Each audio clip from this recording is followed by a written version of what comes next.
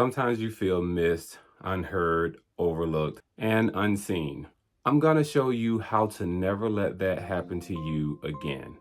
What's going on, everybody? I'm your host, King Prime. I can be found at iamkingprime.com.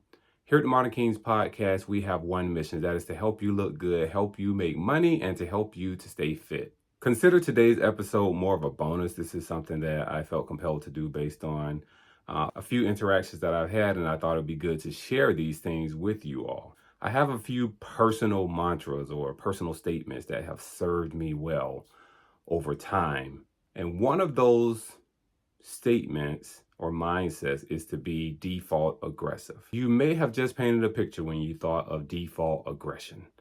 It doesn't look like anger. It doesn't look like physically attacking anything. It doesn't look like anything aggressive in nature. In short, default aggressive is being very intentional and being very relentless in pursuing what it is that you desire. It is having that tenacity to be on top of things and to continue pursuing those things because of how things distract people, how they fall off people's radars. You are not a priority all the time. And it does not mean that that person does not mean to make you a priority. It's just the nature of what gets their attention. And sometimes you have to remind people of that.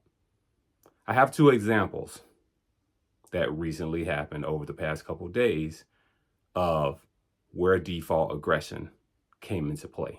So I'm at a very important event this weekend. For full transparency, it's my wedding. I just got married, and there are people that are wanting to take photos. As you can imagine with a wedding, attention is all over the place.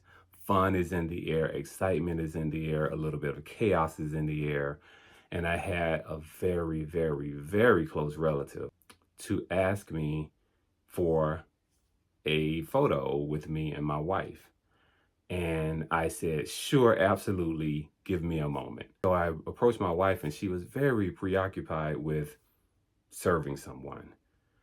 Was not a good time. Then I got distracted and went elsewhere. Ultimately, the photo op fell off the radar. After the event is over, I receive a text saying that we really, really enjoyed the event, the wedding. It was beautiful. I never did get the picture that I wanted. So what came into play at that particular time is another principle that I live by, and that is called extreme ownership. So at that time, I said, you know what? I apologize. I take full responsibility for that. It fell off my radar, and I feel terrible that you did not get the photo that you wanted. Now, where default aggressive comes into play is this is an example where my relative should have been default aggressive. When you're default aggressive, you do not lose your opportunities, you do not miss your opportunities, and ultimately it helps you to get what it is that you're after. It helps you to get what you want, and it makes you and everyone else happy in the end. So another example, we're at a tea stand, my wife and I, we've just got married. The day after we get married, we're getting green tea. She notices that there's very little green tea and a huge amount of ice. She just so happens to let me know. And when she shared that, my default aggressive nature kicked in and said, excuse me, we noticed that you put very little tea and a lot of ice. Would it be possible to balance that out a little bit more with more tea and just a little bit of ice? We would really appreciate that. So that is a softer, kinder approach, but it's default aggressive. Most people would have taken that cup of tea and went on about their business. These are little things that you can begin to speak up on that will greatly enhance your life in so many areas. Start speaking up about the small things, and it will become more comfortable for you to speak up about the larger things, the more important things, the more significant things.